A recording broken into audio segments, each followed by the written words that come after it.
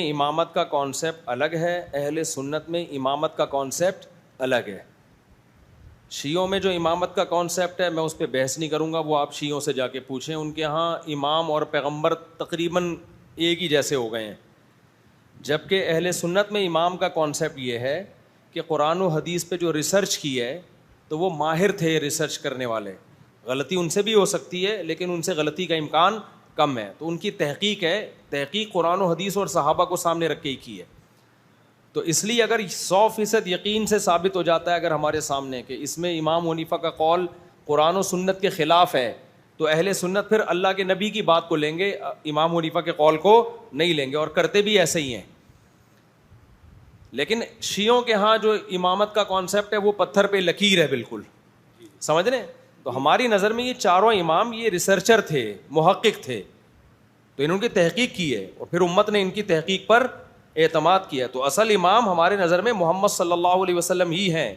ان کی بات، نبی کی بات پہ حجت نہیں ہو سکتی، نبی کی بات سے آگے نہیں نکال سکتے ہم، بلکہ نبی کی بات کی تشریح کے طور پر ان کو لیا جاتا ہے کہ نبی کی بات کا ایک مطلب وہ ہے جو میری سمجھ میں آ رہا ہے، ایک مطلب وہ ہے جو امام حنیفہ کے سمجھ میں آ رہا ہے۔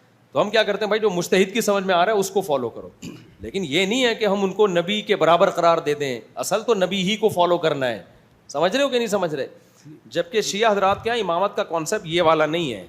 نہیں، میرا سوال یہ ہے کہ جیسے حضرت علی، حسن، حسین، یہ تو ہم سمجھتے بھی حق پہ ہیں، ان کے بیٹے امام حسین زین العابدین یہ کہتے ہیں کہ انہوں نے ایسی کوئی چیزیں نہیں کی حضرت حسین کے شہادت کے بعد، لیکن ان کے بعد جو امام چلے تو وہ بھی کیا صحیح عقیدے پہ تھے؟ نہیں، دیکھو شیعہ کے جو امام ہیں نا جن کی طرف نسبت کرتے ہیں وہ لوگ ٹھیک تھے، جیسے امام جعفر صادق تھے، وہ تو بہت بڑے عالم تھے، بہت بڑے بزرگ تھے۔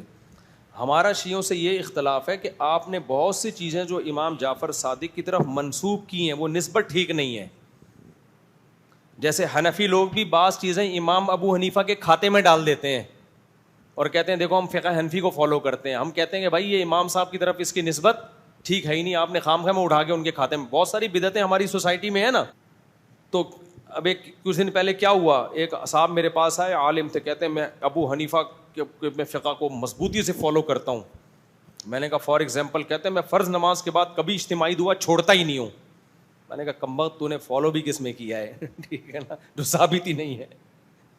تو فرض نماز کے بعد اجتماعی دعا تو ثابت نہیں ہے قرآن اور سنت سے۔ میں نے کہا تم نے امام حنیفہ کے کھاتے میں بھی ڈال دی اور پھر فالو بھی ڈٹ گئے اس پہ نا، تو یہ تو امام حنیفہ کے کھاتے میں ڈلتی نہیں ہے یہ دعا۔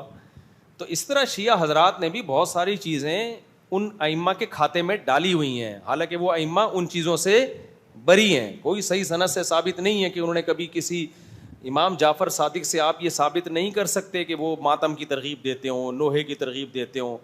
تو یہ ائمہ تو اس سے پاک تھے ان چیزوں سے، سمجھ رہے ہو؟ جیسے شیخ عبد القادر گیلانی کو غوث اعظم کہا جاتا ہے، تو کیا شیخ عبد القادر گیلانی اپنے آپ کو غوث اعظم ماننے پر راضی تھے کیا؟ وہ تو توحید پرست تھے بھائی۔ وہ کہیں گے تم ایسے ہی ہے جیسے عیسیٰ علیہ السلام کو عیسائیوں نے اللہ کا بیٹا کہہ دیا، حضرت عیسیٰ سے پوچھیں گے تو مان لیں گے اس کو؟ تو وہ کہیں گے تم نے میرے کھاتے میں ایسی چیز ڈال دی جس میں میں خود راضی نہیں ہوں۔ وہ تو خود توحید کے علمبردار تھے۔